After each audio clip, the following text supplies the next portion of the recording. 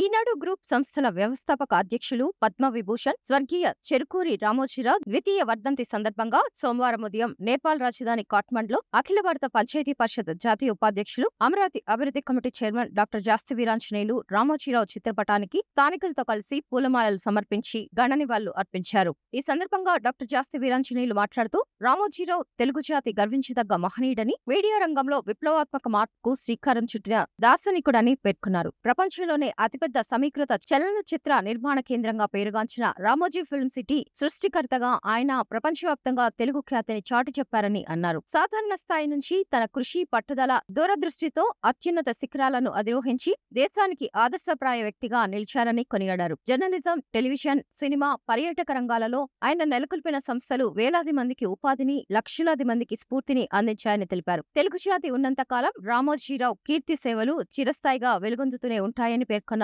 ఆంధ్రప్రదేశ్ ముఖ్యమంత్రి చంద్రబాబు నాయుడు నూతన రాజధాని అమరావతిలో రామోజీ పేరిట ఒక స్మృతివనం ఏర్పాటు చేసి ఆయనకు సముచిత గౌరవం కల్పించాలని విజ్ఞప్తి చేశారు. మీడియా, సామాజిక, పారిశ్రామిక, సాంస్కృతిక రంగాలకు ఆయన అందించిన విశిష్ట సేవలను గుర్తించి కేంద్ర ప్రభుత్వం దేశ అత్యున్నత పౌర పురస్కారం భారతరత్నను మరణానంతరం ప్రకటించాలని డాక్టర్ జాస్తి వీరాంజనేయులు కోరారు. ఈ కార్యక్రమంలో స్థానికులు సిక్కా తాప, రోహిత్ చౌదరి, గణేష్ న్యూపాని, సంజయ్ రాణా మొఘల్ తదితరులు పాల్గొని ఘన నివాళులు అర్పించారు. ఈ రోజున మీడియా దిగ్గజం తెలుగు రాష్ట్రాల్లోనే కాదు భారతదేశంలోనే ఒక మహనీయుడు, ఈనాడు, ఈటీవీ సంస్థలు, ఈనాడు గ్రూప్ సంస్థల వ్యవస్థాపక చైర్మన్ స్వర్గీయ రామోజీరావు గారి వర్ధంతిని ఈ రోజున నేపాల్ రాజధాని కాఠ్మండ్లో ఘనంగా జరుపుకుంటున్నాము. అఖిల భారత పంచాయతీ పరిషత్ న్యూఢిల్లీ మరియు అమరావతి అభివృద్ధి కమిటీ ఆధ్వర్యంలో ఇక్కడ పర్యటన నిమిత్తం ఇక్కడ విచ్చేయడం జరిగింది. రామోజీరావు గారు పత్రికా రంగంలోనే కాదు దేశానికే ఆయన చేసిన సేవలు స్ఫూర్తిదాయకం. రామోజీరావు గారు చరిత్ర తెరిచిన పుస్తకం.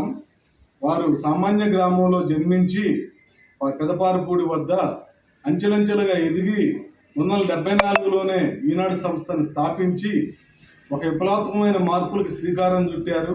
తర్వాత ఈటీవీని స్థాపించి భారతదేశంలోనే అనేక రాష్ట్రాల్లో ఒక మీడియా రంగంలోనే ఒక విప్లవం సృష్టించింది ఈటీవీ.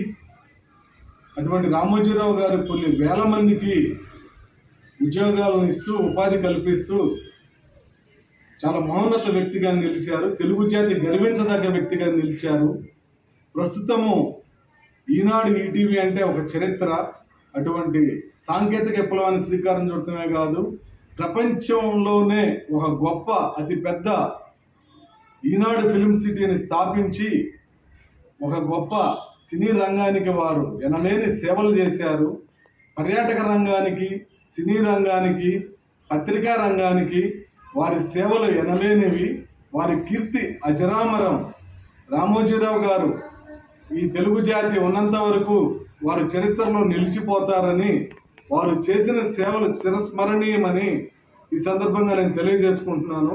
గౌరవ ముఖ్యమంత్రి శ్రీ నారా చంద్రబాబు నాయుడు గారు ఆంధ్రప్రదేశ్ నూతన రాజధాని అమరావతిలో త్వరలో వారి స్మృతివనాన్ని ఏర్పాటు చేసి వారికి సమున్నత స్థానాన్ని కల్పించాలని ముఖ్యమంత్రి చంద్రబాబు నాయుడు గారికి, ఐటీ శాఖ మంత్రి నారా లోకేష్ గారికి విజ్ఞప్తి చేసుకుంటున్నాను. రామోజీరావు గారు ఒక పద్మవిభూషణ్తో పాటు కేంద్ర ప్రభుత్వం సత్కరించి చాలా గొప్ప ఇది చేసింది. వారికి భారతరత్న కూడా ఇవ్వాలి. భారతరత్న కూడా రామోజీరావు గారు అర్హులని ఈ సందర్భంగా నేను విజ్ఞప్తి చేసుకుంటున్నాను. రామోజీరావు గారు, జోహార్ రామోజీరావు గారు, జోహార్ రామోజీరావు గారు, జోహార్ రామోజీరావు గారు.